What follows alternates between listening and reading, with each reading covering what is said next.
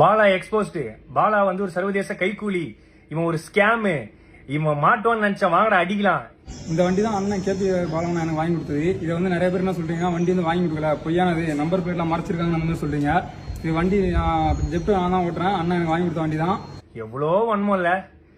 சரி ஓகே, நானும் வந்து இந்த 2 நாளா சரி ஓகே இது ஓகே இது இப்போ முடியும் அப்போ முடியும்னு பார்த்துட்டு இருந்தேன். ஒரே ஒரு படம் பண்ணேன். அந்த படத்துக்கு அப்புறம் இவ்வளோ வந்து ஏதாவது ஒன்று பண்ணுவாங்கன்னு எனக்கு சத்தியமா தெரியாது.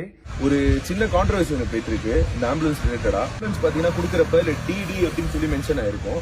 அது வந்து நாங்க கொடுத்த அடுத்த நாளே எங்களுக்கு தெரிய வந்துருச்சு அது வந்து டி மட்டும்தான். அன்னைக்கு பண்ண பெயிண்டிங் ரீஒர்க்னால வந்து டின்னு எக்ஸஸ் ஒன்று ஆட் ஆயிட்டுன்னு சொல்லிட்டு இந்த ஆம்புலன்ஸ் வந்து ஒரு நம்பர் பிளேட், ஒரு டி பிரச்சனை, சின்ன டி. அந்த டி பிரச்சனையை வச்சுக்கிட்டு எவ்வளவோ பண்றாங்க. இந்த ஆம்புலன்ஸ் மூலியமாவும் இந்த எத்தனை ஊருக்கு தண்ணி இல்லாத ஊருக்கு தண்ணி கேட்டடிச்சு அந்த ஊர் மக்கள் வாழ்ந்துட்டு இருக்காங்க. எவ்வளவு ஆட்டோ டிரைவர்ஸ் இருக்காங்க.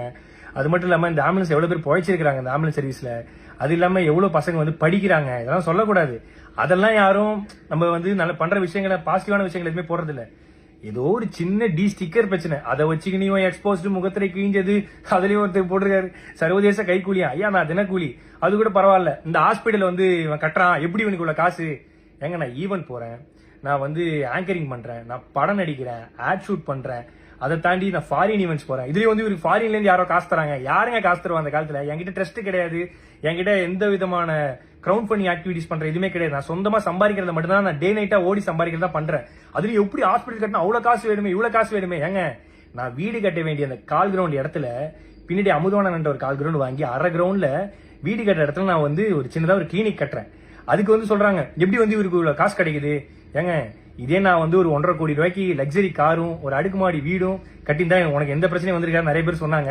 பட் அந்த அடுக்குமாடி வீடுக்கு பதிலா அந்த ஹாஸ்பிட்டலும் இந்த லக்ஸரி காருக்கு பதிலாக ஆம்புலன்ஸ் வாங்கணும்னு நினைச்ச ஒரு விஷயத்தினால இவ்வளோ பிரச்சனை வருது. இப்ப கூட நான் வந்து எதுக்கு இந்த வீடியோ போறேன்னா, சரி ஓகே நேற்று இது முடிஞ்சிடும் நினைச்சேன். பட் இல்ல, இது வந்து முடிகிற மாதிரியே இல்ல. ஸோ அதனாலதான் வந்து ஏன்னா நம்மளுடைய பேரை வந்து மக்கள் கிட்ட கலங்கடிக்கணுங்கிற ஒரு விஷயத்துக்காக இவ்வளவு விஷயங்கள் நடந்துட்டு இருக்கு. பரவாயில்ல.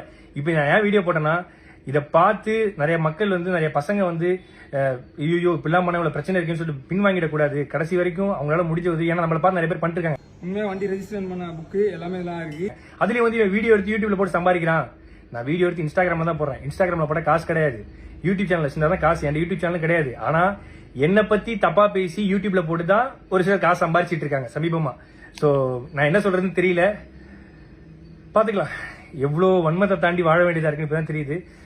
பிரச்சனை இருக்குன்னு தான் நல்லது பண்றோம். ஆனா நல்லது பண்றதுல ஒரு பிரச்சனை இருக்கான்னு கேட்டா என்ன சொல்றதுன்னு தெரியல. நன்றி.